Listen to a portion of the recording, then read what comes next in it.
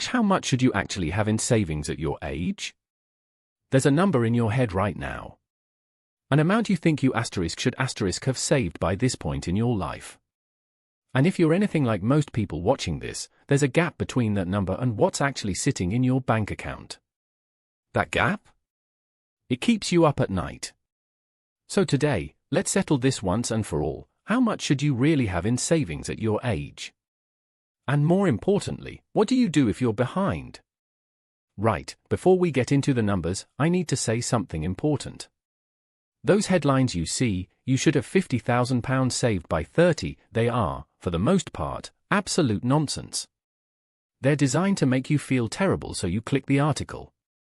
And they almost never account for the reality of living in the UK right now. Energy bills that doubled. Rent that's gone through the roof. The cost of a weekly shop that would have made your nan pass out. So I'm not here to shame anyone. I'm here to give you honest, realistic benchmarks based on actual UK data, and then give you a plan. Sound fair? Good. Let's go through it age by age. Your 20s. Let's start with your 20s. And honestly? If you're in your early 20s, the single most important thing isn't how much you've saved. It's that you've started saving at all star. Even if it's 50 quid a month. Even if it's 20. The habit matters more than the amount right now. The median salary for someone in their 20s in the UK is somewhere around £25,000 to £28,000, depending on which data you look at. After tax, national insurance, rent or living costs, there is genuinely not a lot left. Nobody sensible expects you to have a fortune tucked away. But here's what I'd call a solid target for the end of your 20s, 3 months' worth of essential expenses in an easy-access savings account. For most people, that's somewhere between £3,000 and £6,000. That's your emergency fund. That's the money that means a broken boiler or an unexpected car repair doesn't send you spiraling into debt. And here's the thing people in their 20s often overlook: if you've been auto-enrolled into a workplace pension, which most of you will have been since 2012, you're already saving for your future without even thinking about it. That counts. Don't ignore it. If your employer matches contributions, that is free money. Max out what they'll match if you possibly can.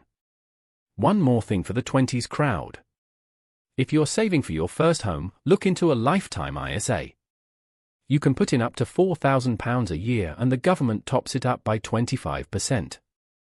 That's up to £1,000 a year, free. There are rules and penalties if you withdraw for anything other than your first home or retirement, so do your homework, but for most first-time buyers it's brilliant. Your 30s. Okay, your 30s. This is where life starts to get expensive in a very specific way. Maybe you're buying a home, or you've just bought one. Maybe you've got kids or you're thinking about it. Childcare costs in this country are genuinely eye-watering. So the 30s are tricky because your expenses often jump right when your earnings are starting to grow. A reasonable target by the time you're 35? I'd say you want that emergency fund topped up to around 4 to 6 months of expenses. Why more than your 20s? Because you've probably got more responsibilities now. A mortgage. Dependents. If something goes wrong, you need a bigger runway. In terms of actual numbers, for a lot of people in their mid-30s that's going to be somewhere between £6,000 and £12,000 in accessible savings. And again, don't ignore your pension. By your mid-30s, a common rule of thumb is to have roughly 1 times your annual salary saved across pensions and long-term investments combined. So if you're earning £35,000, having around £35,000 across your workplace pension and maybe a stocks and shares ISA is a good place to be. If you're nowhere near that, don't panic. The key question is, are you contributing consistently? If the answer is yes and you're increasing your contributions when you get pay rises, you're doing the right thing. Your 40s. Now, your 40s.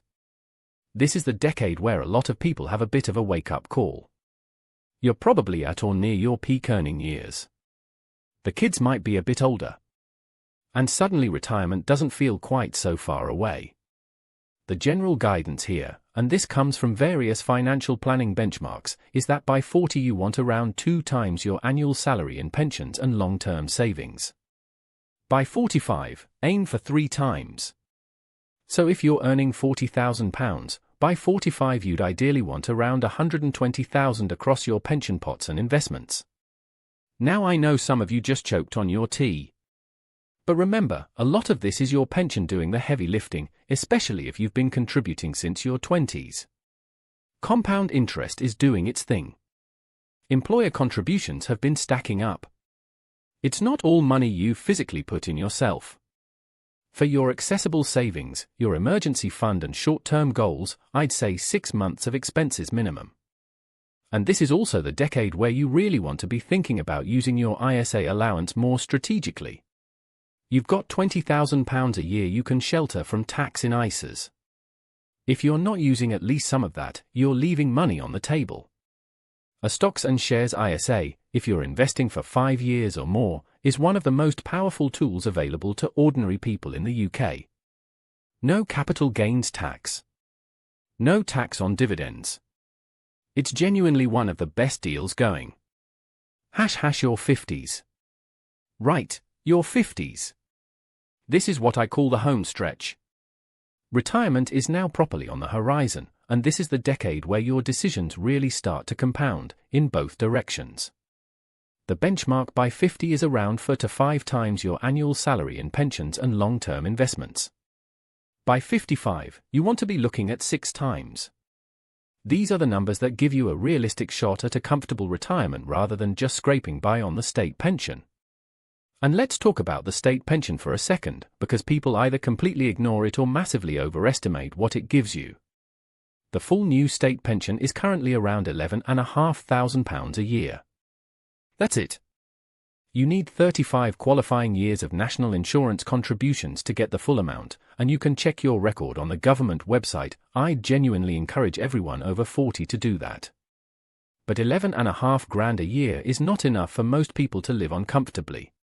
It's a foundation, not a retirement plan. So your 50s are about closing the gap. If you're behind, this is the decade to get aggressive. Increase your pension contributions. Use your ISA allowance. Pay off expensive debt. And start thinking seriously about what age you actually want to retire and what that life costs.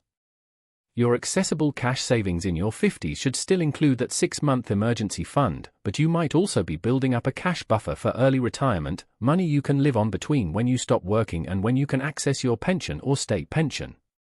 ## your 60s and beyond. And then your 60s. By the time you're 60, you ideally want 7 to 8 times your annual salary in total retirement savings. For someone who's been earning £40,000, that's somewhere around £300,000 or more in pension pots and investments. That, combined with the state pension, gives you a genuine shot at a comfortable retirement. But here's what I want to stress. These are guidelines. They are not pass or fail exams. Everyone's situation is different. Someone who owns their home outright needs far less in retirement than someone who's renting. Someone with a defined benefit pension, a final salary scheme, is in a completely different position to someone relying solely on a defined contribution pot. ## what if you're behind? Now, the big question. What if you've gone through all of this and you're thinking, I am so far behind it's not even funny? First, take a breath. You are not alone. Research from the Money and Pension Service shows that millions of UK adults have less than £100 in savings. Millions. So if you've got more than that, you're already ahead of a huge number of people. Second, the best time to start was 10 years ago. The second best time is today. That's not a cliché, it's maths. Every single pound you save or invest now has time to grow. Here's what I'd do if I were starting from scratch today, regardless of age. Step 1. Build a starter emergency fund. Even £1,000 in an easy access account changes your financial life. It's the difference between a problem and a crisis. Step 2. Make sure you're getting your full employer pension match. If they'll match 5% and you're only contributing 3%, you're literally turning down a pay rise. Step 3. Open a cash ISA or a stocks and shares ISA and set up a direct debit. Automate it so it leaves your account the day after payday. You can't spend what you don't see. Step 4. Every time you get a pay rise, increase your savings and pension contributions before you increase your lifestyle. That one habit alone will change your financial future. Wrapping up. Look, I know this stuff can feel overwhelming. There's always someone on the internet with more saved, more invested, more everything. But personal finance is personal. The only comparison that matters is you today versus you yesterday. If you're making progress, if you're building the habit, if you're even watching a video like this and thinking about your money more carefully, you're doing better than you think. If you found this useful, do me a favor and hit subscribe.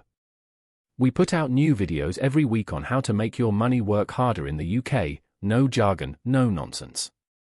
Drop a comment below and tell me, how are you feeling about your savings right now? Honestly. I read every single one and I'd love to know where you're at. And if you want to know exactly how to build that emergency fund fast, I've got a video right here that walks you through it step by step. Go watch that next. I'll see you there.